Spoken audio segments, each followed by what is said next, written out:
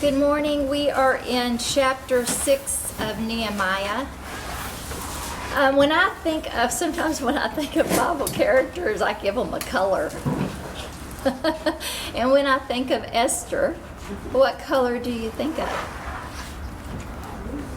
You think of blue? Like a royal blue. Okay, royal blue.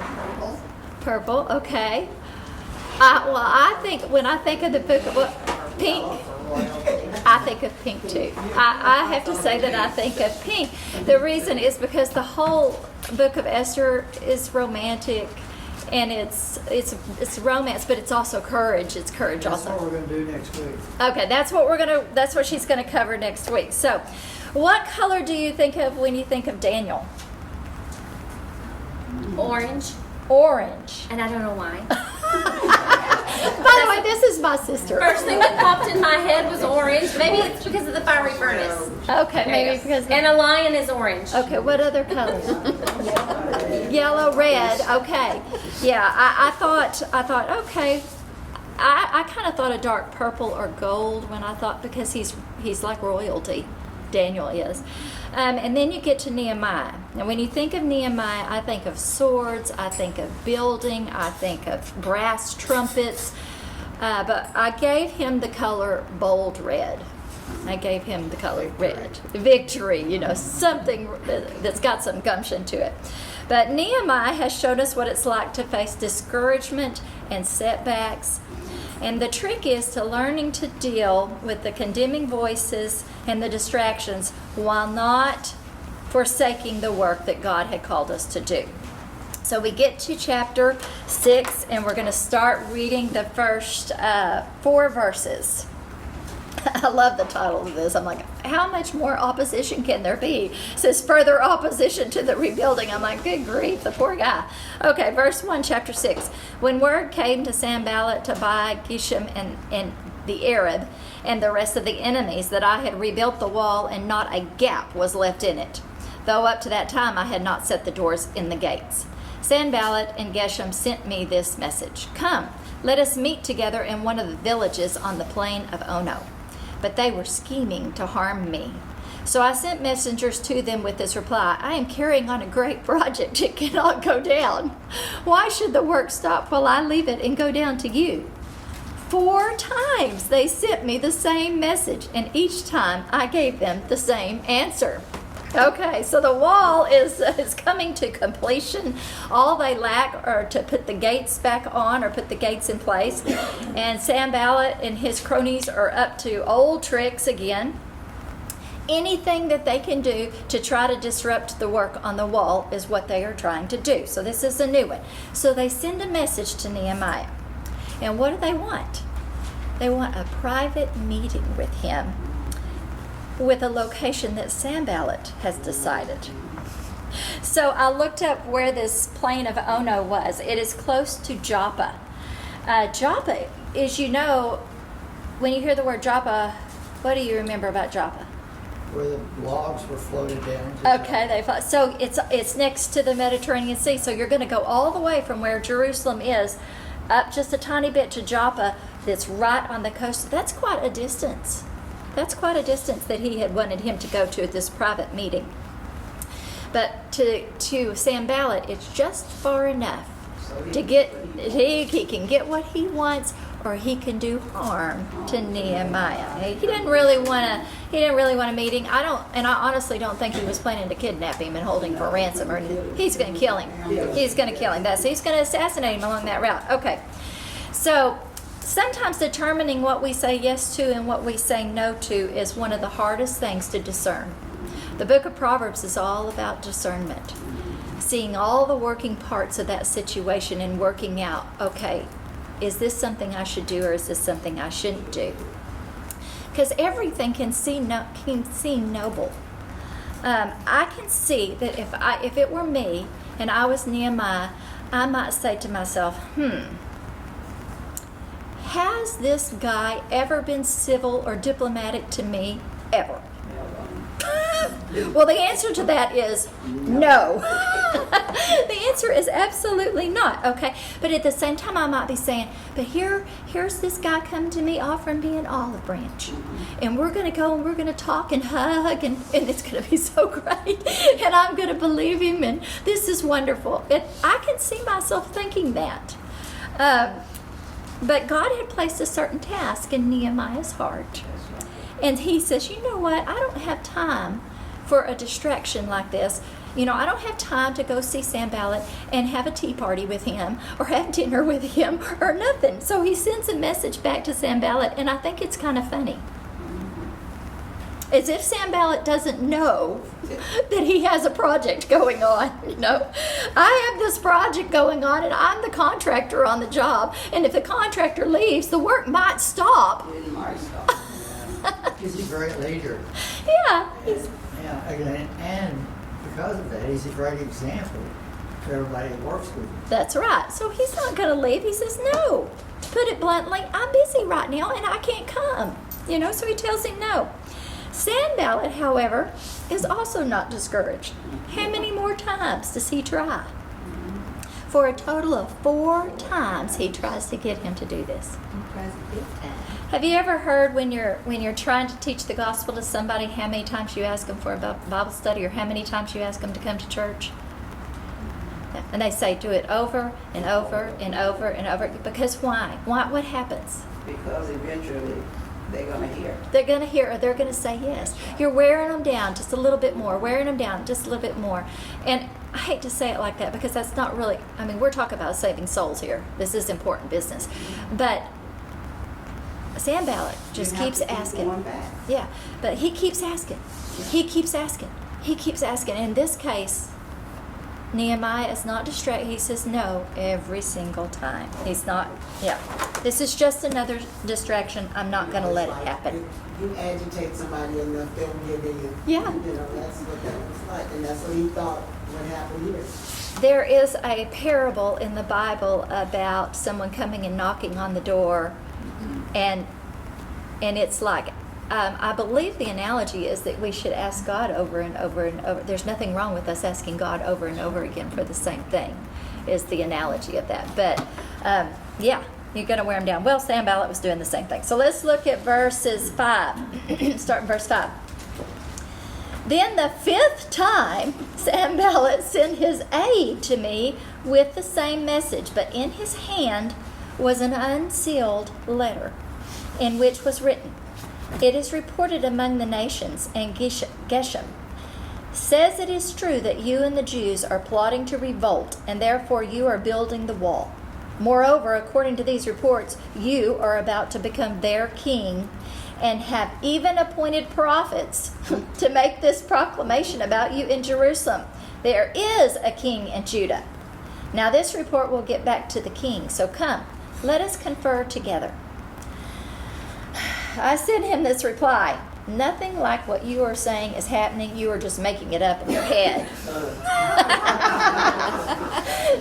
They were all trying to frighten us, thinking their hands will get too weak for the work and it will not be completed.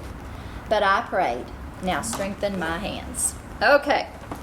Sanballat is not giving up. He's not willing to give up, so he tries another tactic to achieve his goal. He sends his aide with an invitation with an open letter. What does it mean to have an open letter? It's just public. It is public, okay, because everyone when, along the way can read this. That's- and everyone along the way is going to hear, he's plotting a rebellion, he's plotting revolt, he's plotting, he's plotting. that's right. He's trying to influence the people, other people as well. That's right. So whenever a dignitary sent a letter, what did they normally do with that letter? They sealed it with wax. And the reason is because what was inside was private. Yes. And so it was only for the person that was receiving that letter. That's exactly right. That's exactly right. So, He's hoping rumors will. oh, He's stirring don't, the pot. don't you know it? He's stirring the pot. Anybody can read this. Everybody knows about it. The fact that the scripture says that it was open, everybody was aware of what was inside that letter. Not only Okay. the other people, but the king himself is going to hear about the revolt. Yeah, this is actually, Lonnie said, this is an insult to Nehemiah. Yeah. It's an insult that he sent a unsealed letter to him. Have you ever, y'all, I know y'all haven't heard this. There's a song out by Megan Trainor that says, if your lips are moving, then you're lying, lying, lying. That's exactly who I thought of. I thought, Sanballat, if he's opening his mouth, it's lies. Every single time it's lies, you know. Yeah, you're lying, lying. He was full of lies. He gets a gold star for persistence, but he uses the oldest trick in the book. He uses what the devil used on Eve. It's a lie. And usually with that lie, he attaches fear to it. You see those two things, they're linked. Lies and fear. Lies and fear. On the other hand, what is the opposite of lie? The truth. And what does God say about the truth? The truth will set you free. Okay, it's going to give you confidence. They're codependent, truth and confidence. But Satan is so crafty. One of his greatest tactics is to lie to us and then attach a cord of fear to that lie. And that's exactly what he did, because in Sanballat's letter, he said, who's going to find out about it? Who's going to find out about you causing this rebellion? The king. There's the fear attached to it. He tries everything. Sanballat states in the letter that the reason the wall is being restored is because it's in preparation for a rebellion. He basically accuses Nehemiah of a coup against King Artaxerxes. You're going to make yourself king, and it's only a matter of time before the king finds out. And lastly, Sanballat says, okay, we need to meet and talk about this. This is a serious thing. And does he really think that Nehemiah is going to fall for this? I'm very concerned about you, Redeemer. I'm really concerned. We need to meet and talk about this, Nehemiah. And he was like, oh my goodness. And the fact that so many people are probably now aware of this. I'm truly amazed at how calmly Nehemiah responds, but it's kind of funny too. This chapter made me chuckle a couple of times. I thought, this is funny. He says he denies all the accusation, but he adds that Sanballat has just invented all this in his head. You're just dreaming. You're just dreaming all this up. Nehemiah knows that the real reason is still the same as it has always been. They're just trying to get him to stop working. And as was his practice, what does he do? What does Nehemiah do? He prays. And he asks for strength for his hands. Whenever you think about strength for your hands, you're basically asking God, let me continue to finish this. Give me enough strength to pull through this, Give me the strength I need to do this job. That's what he asked for. I need strength. In a moment of weakness, we need strength. You know, how much weakness was Nehemiah feeling? Not enough to say yes to Sanballat. He stood his ground all those times. Okay, so let's keep reading verse 10. One day I went to the house of Shemaiah, son of Deliah, the son of Mehetabel, who was shut in at his house. Home. He said, let us meet in the house of God inside the temple, and let us close the temple doors, because men are coming to kill you by night. They are coming to kill you. But I said, should a man like me run away? Or should one like me go into the temple to save his life? I will not go. I realized that God had not sent him, but that he had prophesied against me, because Tobiah and Sanballat had hired him. He had been hired to intimidate me so that I would commit a sin by doing this, and then they would give me a bad name to discredit me. Wow. Okay. There seems to be a lot of discussion about Shemaiah. Okay. Nehemiah obviously trusted this guy to even go to his home. Okay, so he's going to go meet him at his home. But the question is why is he shut up in his home? Well, all the commentators have their own opinion. I've decided no matter what I do, girls, I'm not going to write a commentary because then I have to come up with my very own idea and say, this is what it is. And I'm like, okay, I don't know. Anyway, one commentator said that he was lying to him to lure him. Okay, which could be a possibility. Perhaps that's a possibility. Another one said that could he have been unclean? Because when you were unclean, you didn't leave your house either. Okay? But if he's unclean, where else can you not go if you're unclean? To the temple. You can't go to the temple. Okay? So I'm like, okay, what's he doing? He's confined because he's unclean. I don't know about that. The other, somebody else said he's under house arrest, like Paul. Well, if he's under house arrest, why is Nehemiah going over there? Well, if you're the guy that did whatever they're accusing you of doing, why am I going over there to see you? I'm like, I don't know about this. I just don't know. The other was, could this guy's life also be at risk? And that's why he was staying at home.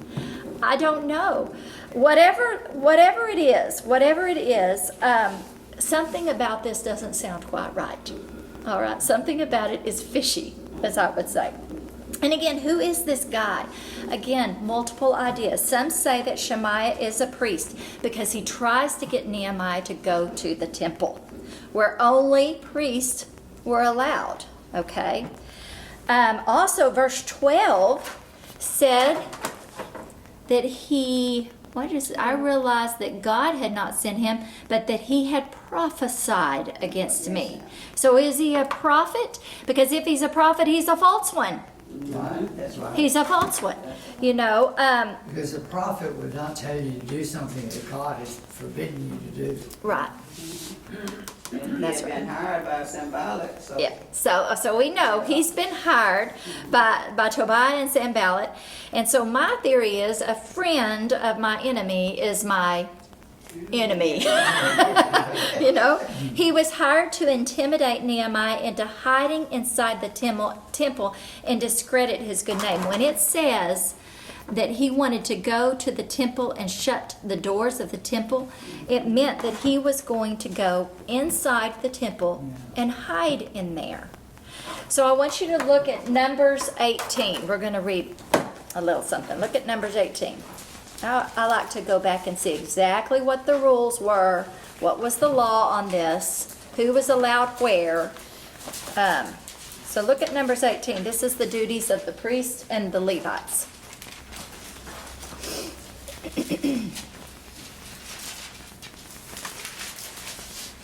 Okay, we're going to start in verse 1 of Numbers 18. The Lord said to Aaron, "You and your sons and your father's family are to bear the responsibility for offenses against the sanctuary.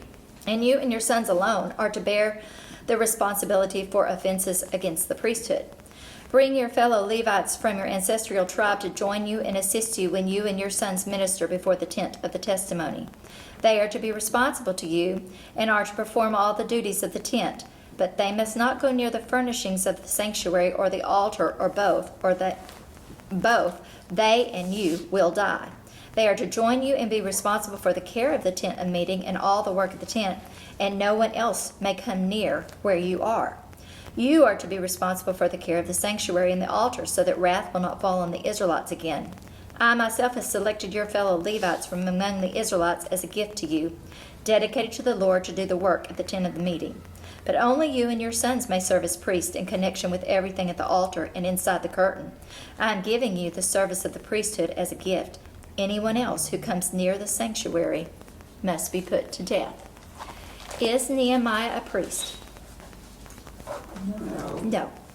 Is he allowed inside that area? No.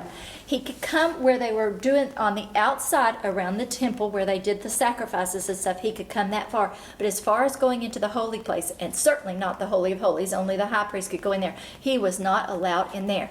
Now, earlier, Ezra was. Do you remember he went to one of the rooms that was inside the temple where he prayed? But that's because Ezra was a priest. He was allowed in there. That's why he was allowed in there. Nehemiah is not to go hiding in the temple. He's not even supposed to go in there for any reason whatsoever. And the penalty is death if he does. Okay? And what's going to happen to the guy that let him in there? He's responsible too. Yes, he's responsible too. So Shemaiah is trying to get Nehemiah to go into the temple with him and shut the doors. This was not just an invitation to simply enter the precincts of the temple, but an enticement to enter the temple proper. So that's exactly what he asked him to do. And Shemaiah says, "I've got your best interest at heart," because what does he say is going to happen to him? They won't kill him. Yeah, they're going to kill him tonight. We got to do this right now. We got to do this quickly. Nehemiah's life is at stake, but something about all of this tips off Nehemiah. And it doesn't take very long for him to realize that this guy is an imposter. Nehemiah can see through Shemaiah's treachery, and he again declines the invitation. We've been studying Nehemiah for a few weeks now. Can you see Nehemiah acting like a coward and running off and hiding himself in the temple? No! He wouldn't do that. He would not. He would never sin against the law to save even his own life. So for him, he would not want his men to see that he was a coward. oh, that's right. Okay. For Nehemiah to behave in this way would have him lose face with the people. They would lose face with him. He had worked very, very hard to gain their respect. You know, he had great influence over these people, and this kind of behavior would jeopardize that. And he was knew it. showing his people the love he had for God, That's right. to listen to what God tells him. Well, it's the same way with our leaders at church. Right. We expect them to do what's right. That's right. They're our leaders. They're our examples. We look to them for those kind of examples. We expect them to do what is correct.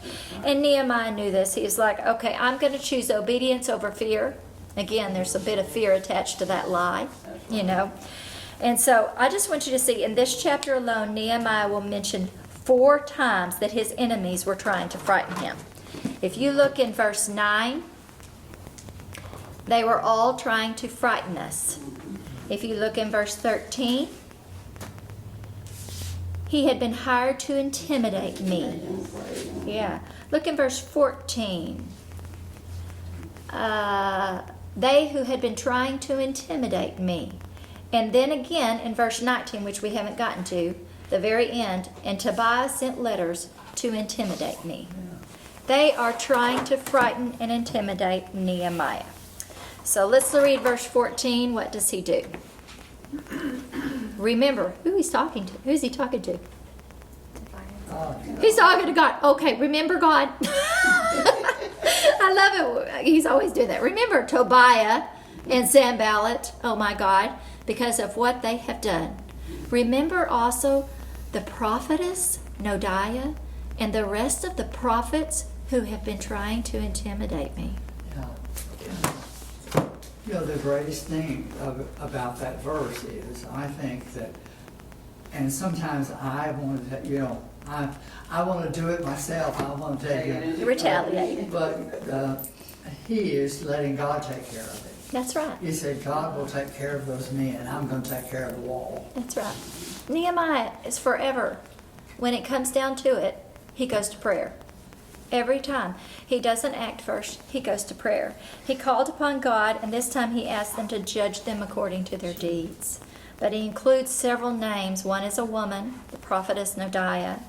And there were others that had been working with Sanballat and Tobiah to discredit Nehemiah. It specifically says they were prophets. Which probably Shemaiah was one of those. These guys are Jews. Could be. As in any conflict, you will have people take a side, and in this case, these men and women chose the wrong side of things. They opposed Nehemiah and the work that was being done so much that they're willing to support the bad guys and finding something false in Nehemiah. I mean, I'm like, what happens to us? Something happens to us in all of this. I'm going to continue reading in verse 15. So the wall was completed on the 25th of Elul in 52 days. When all our enemies heard about this, all the surrounding nations were afraid, and they lost their self-confidence because they realized that this work had been done with the help of our God. Also in those days, the nobles of Judah were sending many letters to Tobiah, and replies from Tobiah kept coming to them. For many in Judah were under oath to him, since he was the son-in-law to Shechaniah, son of Arah, and his son Jehoahan had married the daughter of Meshullam, son of Berechiah.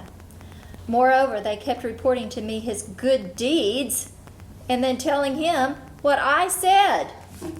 And Tobiah sent letters to intimidate me. Oh my, we keep finding out all kinds of things about Tobiah. I'm like, what in the world? This is like behind the scenes.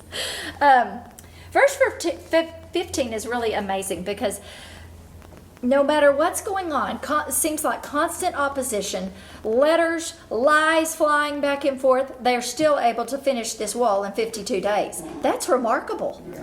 That is absolutely remarkable. But you also need to remember the man force that he had, the workforce that he had behind him, which was amazing too. But the major factor here has nothing to do with how great a man Nehemiah was or how wonderful all these other people were working on the wall. Who did this for them? God did it. And who realized that God was behind it but the enemies? The enemy did. The enemies are like, you know, if their God is able to help them build and finish a wall in 52 days, he can take this little nation and make them into a great nation, and maybe we better back off. You know, maybe this is a good time to, you know, maybe we should let them do what they need to do. It's interesting that Sanballat and his friends pulled out the two biggest tactics that they had. We're going to lie to them and we're going to make them afraid. And every single time Nehemiah pulled out his most dramatic weapon, and that was, I pray to God. I pray to God. He asked God to strengthen his hands. Verse 14, he asked God to remember or deal with his enemies. And what's interesting is we have access to the same God as Nehemiah. I like this. In the last verses of chapter 6, we are given inside information, as I like to call it. There has apparently been going on all kinds of correspondence between the nobles of Judah and Tobiah. Letters flying back and forth, okay? Because he is apparently related in two ways by marriage, okay? At some point, Tobiah may have been a resident of Jerusalem itself, but he and his son married into Jewish families. And even though he is currently official under Sanballat in Samaria, Tobiah had close ties to some of Judah's nobles. His father was Shechaniah and was a well-thought-of Jew, and his son Jehoiahan was married to the daughter of Meshullam. Meshullam had worked on two sections of the wall. If you look in chapter 3, verse 3, those listed names of those men that were working, Right near his house. actually, it's 4. It's 4. Let's see, You repair remember, Debbie, the nobles never worked. It said at the beginning that, but who didn't help on the thing? The nobles didn't. But I think that was the nobles of Tekoa. Is it? It was the nobles of Tekoa that did not work. Anyway, verse 3, Meshullam, son of Berechiah, made repairs. And then look again in verse 30. 30, is he next to him? Next to them, Meshullam, son of Berechiah, made repairs opposite his living quarters. So Meshullam, his daughter, married the son, is that right? I think so, of Tobiah. Wow. You know, I don't think Nehemiah started out trying to get anybody on his bad side. I mean, I'm gonna make enemies, and this is what I'm gonna do. But think about how this would be a sore spot with me if I found out that the nobles of Judah were actually sympathetic to the guy who's been harassing me all of this time, even to the point of threatening my life. You're listening to him and telling me what a good guy he is. You know, this lets us know, this little bit of inside information lets us know that Tobiah wasn't a clear enemy to everyone, apparently. You know. He's a bad guy. He is. In Tobiah's case, whatever good deeds he may have didn't make up for the kind of heart that he had. Because why would you threaten somebody's life over this? You find out later, too, that he has got a relationship with Eliashib, the high priest. If you look in chapter 13, look over Nehemiah 13. It's like very telling. Look at Nehemiah 13 and verse 4. Before this, Eliashib the priest had been put in charge of the storerooms of the house of our God. He was closely associated with Tobiah. I'm like, what? The high priest. Look in verse 28, the same chapter. one of the sons of Jehoiada, son of Eliashib the high priest, was a son-in-law to Sanballat. I'm like, oh my goodness. All these people are tied together. They're family. This is the way they've been treating Nehemiah and the people working on the wall. I feel bad for him. I'm like, my goodness. The nobles of Jerusalem had maintained a connection between these factions. Nehemiah was constantly having to hear about Tobiah's good qualities while they supplied Tobiah with all kinds of information about Nehemiah. This is like a spy novel. These men must have known at some point that the wall was nearing completion because they had been told that it was nearing completion. And this was like the last-ditch effort to derail Nehemiah. We're going to use everything we can. Just an observation that they finished it in 52 days, but we read back in 3 and 4 that he had them working by their house. Oh, yeah. It was right. So if I'm doing this, this is going to benefit me. It is. So I'm going to do a good job. Yeah, Meshulah was working right outside his own home. Yeah. So that, who knows? If I'm Meshulah, I'm like, well, wait. I think that's pretty smart of a leader. Yeah, a wise thing to do. Paul talks over and over again about finishing well. Finish the race. Some of us may come into the finish line limping, but we're going to get there. Okay, we're going to get there. Nehemiah had hit the goal line in sight, and he was not going to let anybody else distract him from finishing that race. And so he did. The encouragement that I can take away from Nehemiah is it never appears to me that he's defensive. So he's not defending himself in any way. Okay, he goes to God every time. He was never thrown off course. Just like all the other efforts attempted before, this last effort also failed. We've got a little bit more time. I'm going to move on to chapter 7 because it's a quick one. I'm going to start reading in chapter 7. I'm going to read verses 1 through 4. After the wall had been rebuilt and I had set the doors in place, the gatekeepers and the singers and the Levites were appointed. I put in charge of Jerusalem my brother Hananiah, along with Hananiah, the commander of the citadel, because he was a man of integrity and feared God more than most men do. And I said to them, the gates of Jerusalem are not to be opened until the sun is hot. While the gatekeepers are still on duty, have them shut the doors and bar them. Also appoint residents of Jerusalem as guards, some at their post and some near their own houses. Now the city was large and spacious, but there were few people in it, and the houses had not yet been rebuilt. So my God put it into my heart to assemble the nobles, the officials, and the common people for registration by families. I found the genealogical record of those who had been the first to return, and this is what I found written there. So I'm going to stop. This is interesting. Normally, when did the gates of the city open? At dawn, yeah. Normally they open at dawn, and when do they close them? Sunset. At sunset or dusk, yeah. So although the walls have been rebuilt and the gates set in place, it doesn't sound like to me that Nehemiah feels like Jerusalem is totally secure. Because what does he recommend about when the gates should be open, or what does he command? When it gets hot. Yeah, he waits till everybody's up running around, everybody's awake and doing their thing before you open the gates to the city. Okay, it's total daylight. It's a precaution, basically. And it's going to help prevent the enemy from a surprise attack. Apparently, he is still feeling like they could attack it and cause concern. Then, when were the gates going to be closed?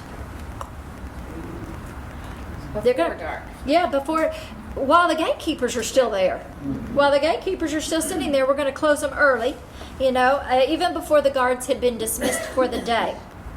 And once they had been dismissed, he had the city's own residents watching. We're to keep watch over the part of wall that abutted up to their respective houses. Okay, you keep an eye on your wall and be sure no one's going to try to do it. And it also tells us that Nehemiah gave a special assignment to his own brother, Hananiah. And then who's the other guy is Hananiah. And he goes on and on about what a great guy Hananiah is. He never says a word about his own brother. That's like me, you know. Normally y'all say all kinds of things and I never look at you and say, no, you're wrong about that. But with her, I can just say, and so he doesn't say all these accolades about his own brother. He's talking about Hananiah. Oh, Hananiah's the best guy I know. He's a man of integrity. In fact, he fears God more than most men, but he doesn't have anything really to say about his brother. But you have to know, he would never have put his brother in that position if he didn't trust him. Right. He trusted him completely. He trusted them to do the job, and regardless, it was these guys' job to take care of the gate situation, to see to it. And one reason that the gate situation was handled like it was is found in verse 4, which this was interesting. The city is large and spacious, but few people were living in it. Now, apparently, the reason why they hadn't been living in Jerusalem, and some were, but not very many, was because it was dangerous. They had been living in there. The city didn't have very many people in it. In fact, it says that the houses of the people still needed to be rebuilt. The wall may be standing, the gates are in place, the temple may be there, but their own homes were still needing to do it. So a lot of people are still not living inside of Jerusalem. We can't miss this. This is important. This is the second time that God has put something on his heart. The first time that God put something on the heart of Nehemiah was in chapter 2, verse 12, and he put on his heart to rebuild those walls. And now he's putting it in his heart to get the people back into the city. Why have a city if you don't have any people? You know, it has been about the people all along. I want you to help bring these people back. The rebuilding of God's holy city meant nothing without God's people to dwell in it. The task has always been about God's people. And so it's interesting. Nehemiah has been working on preparing a city that could be lived in. You know, he has made Jerusalem livable again. So he gathers the nobles, the officials, the common people together for the purpose of taking a census. But in the process, what does he find? But he finds a genealogical record of those who were the very first to return at the beginning of Ezra. Those same people that came with Zerubbabel the first time. It is the exact list. There are a few differences, but not very many, of Ezra 2. Okay? And Nehemiah needed to populate his city, but he didn't want just anybody. Just like with Zerubbabel, what did the people have to do when they came back with Zerubbabel? They had to do something first. They had to prove what? They had to prove they were Jewish people. Yeah. My lineage. This is my Hebrew heritage. I am truly a Jew. And those that could not prove it, They weren't, yeah, they didn't get it. they didn't go. Well, that's how they also knew where they lived, because they were given territory. Yeah. Yeah. So there is something here. Why is this list here again in Nehemiah? Because bloodline is important. Oh yeah, they're very important. Not only has God brought them back to a city that bears his name, but he has secured the bloodline of Christ. This is about his vision and his plan. This is about Jesus. I want to secure a bloodline, and we're going to do that. You read these names and you forget that attached to each one of these names is another name, and another name, and another name. I'm reminded of the value of people here, okay? We can get so caught up on ministry that we forget about people, you know, the people themselves. We put a lot of emphasis on this wall, rebuilding this wall and how important it was to have this wall, but it's always been about people. It's actually about people. Nehemiah never lost sight of the purpose behind the wall. It was always about people, and God never lost sight of his plan for a Savior for his people. That is chapter 7 as well. We're going to start in chapter 8 next time. I don't feel the need to go through these names one after another when we've done it before already. So that's the lesson for you. I will be back in 2 weeks. Donna?